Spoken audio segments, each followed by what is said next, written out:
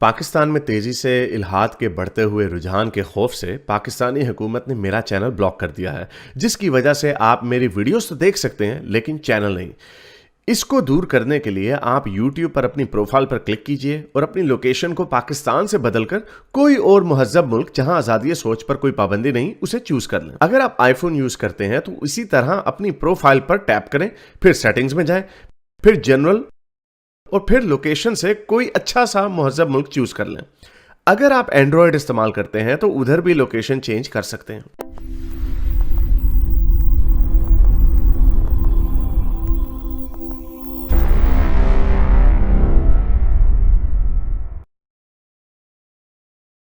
अली असगर को लेते हैं। हाँ जी अली असगर। हेलो आरिस भाई, कैसे हैं? How are you? कैसे चल रहे हैं बिल्कुल ठीक आपके है। ट्रिप? कैसे चल रहे हैं लंदन वाला? हाँ ठीक है, घूमते फिरते रहते हैं, सर हम मौज बात करते में हैं, सिंपल एक चीज नोटिस कर सादे रहा था से। कि यार जी, अच्छा। मैंने कहा सादे से इंसान है, फिरते मैं फिरते कहता रहते ये हैं जो बस। आदम सीकर है ये टाइप लाइक सही। हाँ मैं कह रहा था ये आदम सीकर लाइक पीपल हैं जो यार ये एक गलादत मतलब छोड़ के दोबारा गलादत में जाके फंस गए और जाके फिर एक मतलब एक क्रिटिसाइज कर रहे हैं, मतलब एक तरफा व्यू दे के। आपका मैंने कहा बड़ा अच्छा व्यू देखा इन लोगों के ऊपर। आप मैं कल गया था स्ट्रीम में ना, पहले ईटीएस बन के गया था, उन्होंने मुझे निकाल दिया। तो जब मैं मुसलमान बन के गया तो फिर मैंने उनसे बड़ी लंबी डिबेट की। तो और एज अ मुस्लिम बन के गया तो अपना पॉइंट राइज करने के लिए कि आप लोग फंडेड हो या क्या है, आप लोग ऐसा क्यों कर रहे हो कि एक तरफा व्यू दे रहे हो? इससे तो इससे इस तरह तो मुसलमान बोलेंगे ये तो हमारे ऊपर जुल्म कर रहे हैं, ये तो भाई प्रोपेगेंडा क्रिएट कर रहे हैं, इस्लामोफोबिया, इस तरह की बातें तो सच साबित होंगी इनकी वजह से। आपका क्या है इसके ऊपर पॉइंट है? आप क्या समझते हैं ये? देखिए, मैं इस पे थोड़ा सा डिसएग्री करूंगा आपसे। इस्लाम के ऊपर या किसी भी आइडियोलॉजी के ऊपर क्रिटिसाइज तो कोई भी कर सकता है। Even he can do it as a Christian, और क्रिश्चियन करते हैं, मुसलमान क्रिश्चियनों के ऊपर करते हैं, दैट्स फेयर इनफ। हमारा ये मुतालबा ठीक नहीं है कि हर जो कोई बंदा इस्लाम छोड़े वो एथियस्ट बन जाए। हमारा ये मुतालबा ठीक नहीं है। जो इवन घर वापसी करते हैं, मेरा मेरा प्रॉब्लम उनके साथ इस पे भी नहीं है कि आप हिंदू क्यों बन गए, एथियस्ट क्यों नहीं बने। ये मेरा प्रॉब्लम नहीं है। प्रॉब्लम यहां पे आता है कि क्या आप अपनी इंटेलेक्चुअल ऑनेस्टी के साथ, अब देखें, हमारा फोकस सिर्फ क्रिटिसिज्म ऑफ रिलीजन नहीं है। हम एथिज्म के ऊपर कितनी बात करते हैं, हम अपने वर्ल्ड व्यू की भी बात करते हैं। ये अपने वर्ल्ड व्यू की बात नहीं करते। चलो एक्स हिंदू जो जो एक्स मुस्लिम हिंदू बनते हैं वो तो फिर भी कर देते हैं। वो तो कई, वो एक ने आके कह दिया वो गौ मूत्र में पी जाती हूँ, वो पता नहीं आजकल गायब है वो। तो कोई दासी बनी है, कोई देवी बनी है। तो एनीवे, ये तो बिल्कुल भी नहीं करते। बंदा पूछे, जरा ठहरो, जरा जरा बताओ तो सही। ये डिट्रोनॉमी में कल मैं पढ़ रहा था चैप्टर 21 में, वही वो जो वो गालिब ने जो दिखाया था कि लोंडी के साथ कहा गया है यहूदियत में, डिट्रोनॉमी चैप्टर 21 में लिखा हुआ है कि आपने उसके साथ शादी करनी है।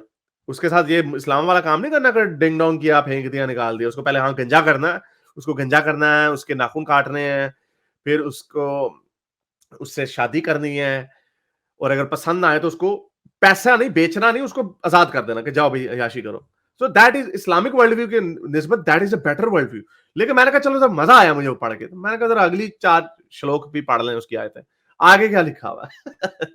आगे लिखा हुआ है कि अगर एक बच्चा गुस्ताख है, गुस्ताख खुदा का नहीं, बदतमीज है, रिबेलियस है, बागी है, और तो माँ बाप जो है उसको उनसे शिकायत है, तो एल्डर्स की कम्युनिटी में लेके जाए, पंचायत में लेके जाए, और उसको कहें कि ये बच्चा जो है ये बदमाश है, यानी बदतमीज है, हमारी बात नहीं मानता, तो सारे मिलके, गांव वाले मिलके उसको संसार रजम की सजा देके मार दें। यार आप can you imagine this? What kind of, ये क्या है ये?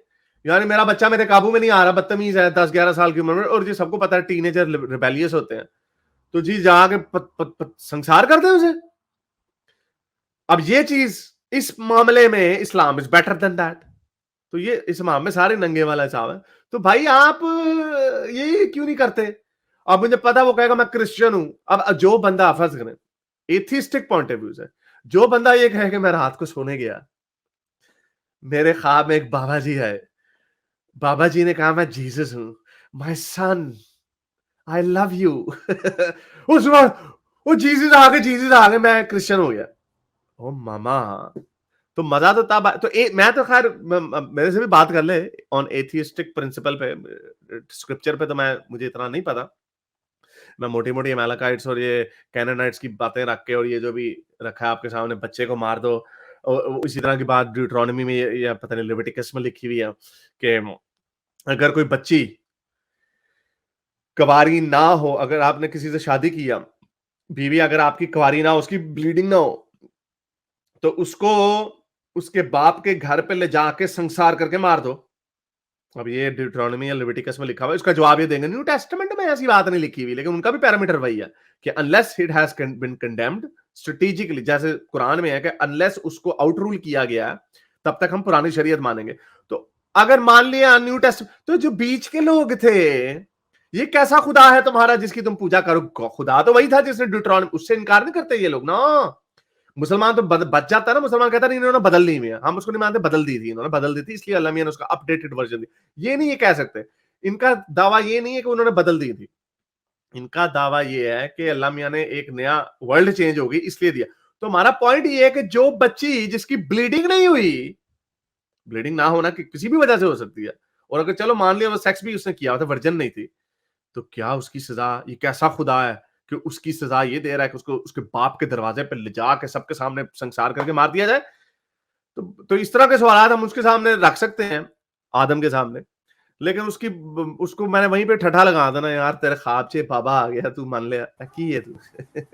तो ये लेकिन वो ठीक है, वो अब इस्लाम को, तो इसलिए हिंदुओं को मजा आता है उसकी बातें सुन के, लेकिन जो एथियस्ट कम्युनिटी है वो उसको सीरियसली नहीं लेगी, because again why should I get, मैं उस दुकान से अपना हलवा क्यों लूं जब मुझे पता है कि भाई ये बंदे की प्रैक्टिसेस क्या है, ये बंदा क्या बिलीव करता, ये बंदा क्या मिलावट करता हलवे में, तो मेरे पास जब अच्छी दुकान है तो मैं चला जाऊं।